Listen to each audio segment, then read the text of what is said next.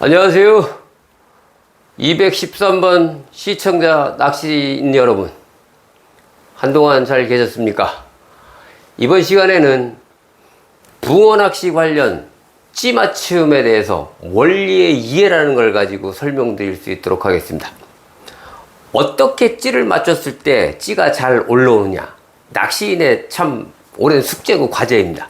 하지만 찌를 너무 가볍게 맞춰서, 너무 마이너스 찌를 맞춰서 오히려 낚시인에게 해가 되는 경우가 많이 있습니다. 그래서 오늘은 찌 맞춤의 원리와 이해에 대해서 아주 팩트를 가지고 간단하게 설명드릴 수 있도록 하겠습니다.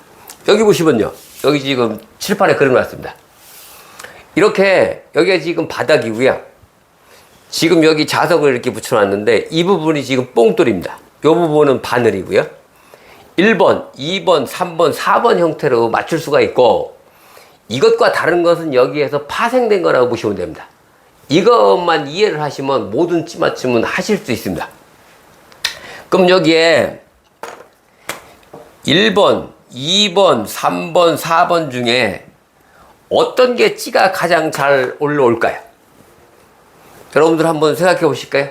여러분들이 익히 알고 계신 분이지만, 것이지만, 이 내용을 저희가 질문했을 때 오답을 찍으신 분들이 상당히 많습니다. 이것 중에 어떤 게 찌가 제일 잘 올라올까요? 이 질문을 드리면 대부분의 낚시인들이 2번을 가장 많이 찍습니다. 뽕돌이 들리고 바늘이 단 부분입니다. 그럴 것도 같아요. 또 물어보면 이것도 말씀하시는 분이 많고요, 이것도 있고 여기도 있고, 그러니까 전체적인 걸 다 이 부분에서 선택을 많이 하십니다. 하지만 찌가 올라오는 이유가 있거든요. 그냥 쉽게 얘기하면 뭐 붕어가 물고 올라오니까 올라온다, 이것은 그냥 일반적인 얘기고요. 올라오는 원리가 있거든요. 그 원리라고 하는 것이 뭐냐면, 여기 찌가 있습니다. 지금 여기 캠이나 캠이 고무 찌탑이 있는데 이 총 무게가 1g이라고 가정을 하면 밑에서 추가 1g 이상이 들어줘야 찌가 올라오는 것이거든요. 그래서 제가 여기 캠이, 요즘 전자캠이 많이 쓰시는데 전자캠이 헤드 311 배터리 캠이 고무 요거를 더해 봤더니요 0.45g입니다. 근데 물속에서는 이게 안 되지만 이건 지금 물 위로 올라올 때의 무게거든요. 그러니까 밑에서 최소한 0.45g이라는 것이 들려야 되거든요. 그런데 여기 보시면 바늘 한 개의, 붕어 바늘 7호의 무게가, 한 개의 무게가 0.04g입니다. 이거 물속에서 0.04도 안 되거든요. 한 0.03g 정도밖에 안 되는 것이거든요. 근데 지금 이렇게 되면은 이 바늘 한 개가 들렸을 때 0.03g 정도 되는데요. 이게 지금 불용량 때문에 그렇습니다. 물의 비중. 이 0.03g이 들렸을 때 0.045g이 올라올 수는 없거든요. 그래서 지금 이 2번을 대부분 많이 말씀하시는데 2번도 아닙니다. 2번도 틀렸습니다. 그러면 0.045g만 이론상으로 이것만, 위 것만 지금 잡은 것입니다. 근데 물속에 들어있는 카본줄이 있거든요. 카본줄도 0.45g이 되고요. 여기 보시면 이제 또 유동치 고무도 있고요, 멈춘 고무 3개도 있고, 그럼 이것도 다 합치게 되면은 여기에 보시면 1.87g이라고 되어 있습니다. 그러나 여기에 이 부분은 이제 물속에 있는 부분인데 실제로 물속에서 그 비중으로 계산하게 되면 0.67g 정도밖에 안 됩니다. 그럼 0.67g인데 이 가벼운 바늘이 들렸을 때 올라올 수 있을까? 절대로 올라올 수 없습니다. 적어도 여기가 0.45g이라면 물의 저항값까지 계산해서 2배 이상은 들려야 올라오는 것입니다. 따라서 2번, 3번, 4번은 찌가 올라올 수 없는 구조로 되어 있습니다. 물론 이 목줄 길이가 10cm일 때 10cm 이상 들어 올리면 올라올 수 있겠죠.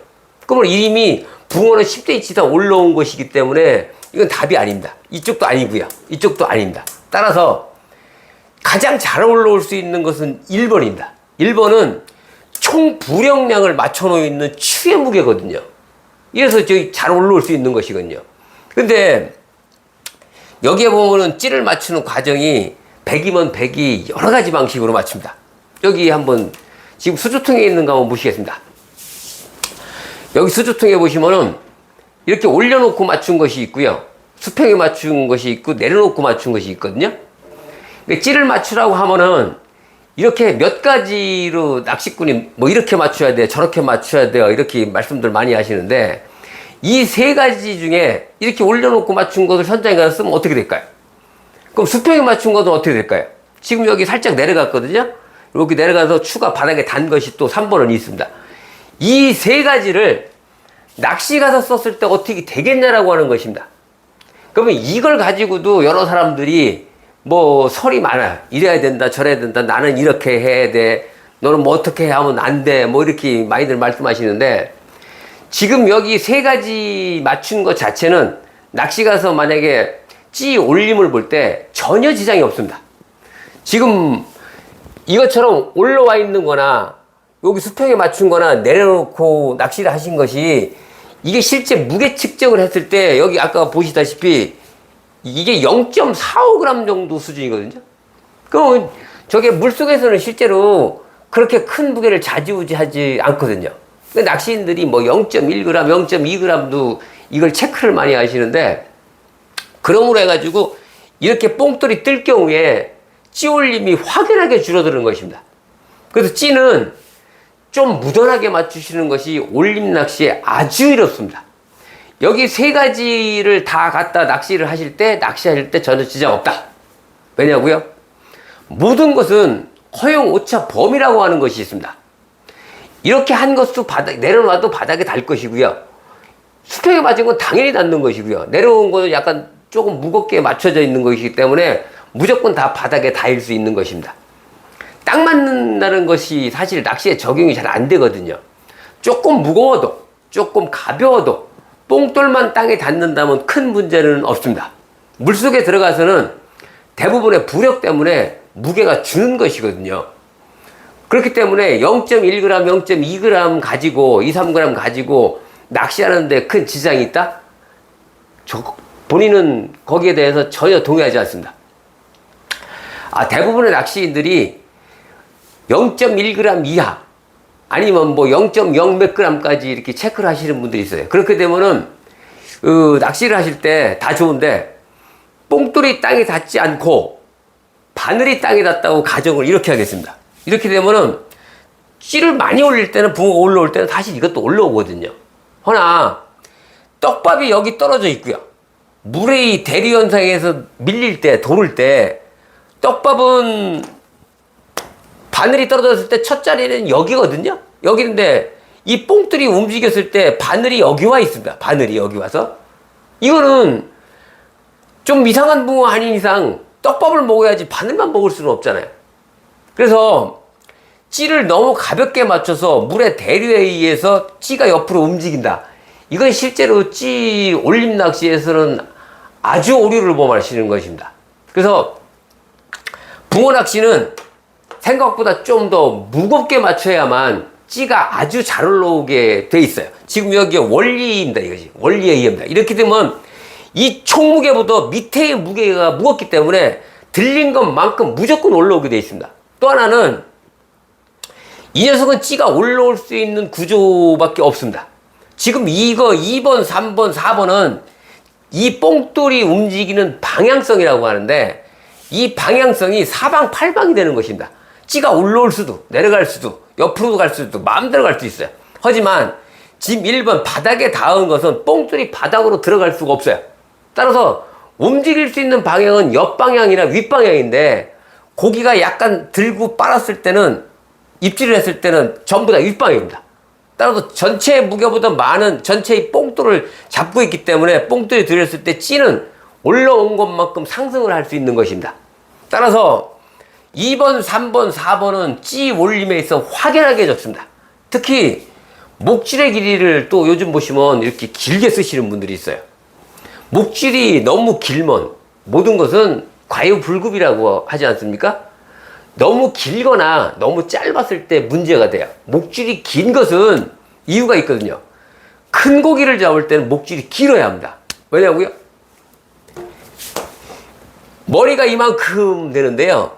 이게 입으로 바늘이 빨려 들어갈 때 목줄이 짧으면 이렇게 이만치밖에 안 들어가고 뽕돌이 여기 있을 수 있지 않습니까? 입에 닿을 수가 있거든요. 이래서 큰 고기를 잡을 때는 목줄을 20cm, 30cm를 줄 수 있지만 붕어 낚시를 하는데 뭐 30, 40을 준다? 그렇게 되면은 이 뽕돌이 움직이는데 중간에 사각지대가 생길 수밖에 없거든요. 그러면 찌가 올라오는데 큰 지장을 받는 거라고 생각하시면 됩니다. 따라서 무조건 뽕돌이 바닥에 닿아야 한다. 그래야 찌는 잘 올라온다. 왜? 이 전체의 무게를 들어올 수 있는 무게가 이것입니다. 근데 요즘 같은 경우에 보면 이제 또 분할뽕돌 채비들 많이 하시거든요. 분할뽕돌 채비 뭐 다 좋습니다. 분할뽕돌 채비를 해도 맨 밑에 뽕돌이 지나치게 가벼웠을 때 이 전체를 이기고 들어올 수 없는 무게가 그 밑에 달아서 낚시하시는 분도 꽤 계십니다. 그렇게 되면 찌 올림 폭이 오히려 작습니다. 이 찌 관련해서는 사실 다뤄야 되는 부분이 너무 방대합니다. 많아요. 여러 사람들이 그 질문한 내용도 너무 많고. 그래서 오늘은 찌가 왜 올라오는지에 대해서 간단하게 설명드린 것입니다.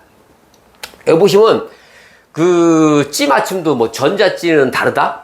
뭐 편대를 달게 되면 찌 맞춤이 다르다? 아닙니다. 전자찌를 쓰던 편대를 쓰던 찌 맞춤은 부력을 맞추는 행위입니다. 바다낚시도 마찬가지입니다. 민물낚시 하시던 분이 바다낚시 가서는 바다찌를 잘 못 맞춘다. 바다낚시를 많이 하신 분도 민물낚시에 오시면 민물찌를 못 맞춘다. 그것은 이해를 하고 계시는 분이 아닙니다. 부력을 맞추는 행위는 바다 가서 맞추나 민물 가서 맞추나 같은 것입니다. 다만 뽕돌의 위치를 바닥에 대일 것이냐 띄울 것이냐, 바늘의 위치를 바닥에 대일 것이냐 띄울 것이냐 누울 것이냐, 이런 차이만 있는 것이지 바다에서 하나 전자찌를 쓰나 편대를 쓰나 찌를 맞추는 행위는 부력을 맞추는 행위이기 때문에 같은 내용입니다. 다만 1번, 2번, 3번, 4번 형태로 다르게 맞춰서 다른 낚시를 할 뿐인 것입니다. 다만 따라서 이 1번만 찌가 올림이 아주 좋은 것입니다. 그래서 찌를 너무 가볍게 맞출 경우에 오히려 낚시인에게는 득이 되지 않는다. 붕어한테 득이 되면 됐지, 낚시인한테는 사실 찌가 올라오는 양이 적기 때문에 챔질하는 타이밍을 더 잡기가 어려운 것입니다. 목줄도 적정 길이기. 보통 이제 판매하는 것이 있는데요. 그 정도 되면 사실 붕어 낚시하는데 큰 문제는 없습니다. 그래서 너무 가볍게 맞추지 말자. 어느 정도 맞추면 된다. 허용 오차 범위 안에 들어가면 된다는 뜻입니다. 오늘은 찌 맞춤의 원리에 대해서 설명드렸습니다. 다음 시간에는 오늘은 대충 이제 찌 맞추는 거에 대해서 잠깐 이제 배우셨는데, 다음에 이제 찌를 맞췄으면 찌를 맞추기 전에 찌를 고를 때 좋은 찌의 조건이 무엇이냐? 그럼 찌를 골랐어요. 그럼 낚시를 하실 때 찌의 움직임의 방향성이라는 게 있습니다. 낚시인이 낚시를 할 때 낚시를 하면서 바닥을 읽으시면 이쪽 낚싯대는 찌가 올라올 것이다, 많이 올라올 것이다, 적게 올라올 것이다, 아니면 경사지 같은 데 낚시할 때는 찌가 올라오는 것이 아니고 방향성이 아랫방향이 맞습니다. 그래서 그 바닥을 찍고 찌의 방향성을 읽는 방법에 대해서 한번 설명드리고자 합니다. 오늘 시간에는 이걸로 마치고요. 다음 시간에는 아까 설명드린 것처럼 그 좋은 찌의 조건에 대해서 한번 설명드릴 수 있도록 하겠습니다. 다음 시간에 찾아뵐 수 있도록 하겠습니다. 감사합니다.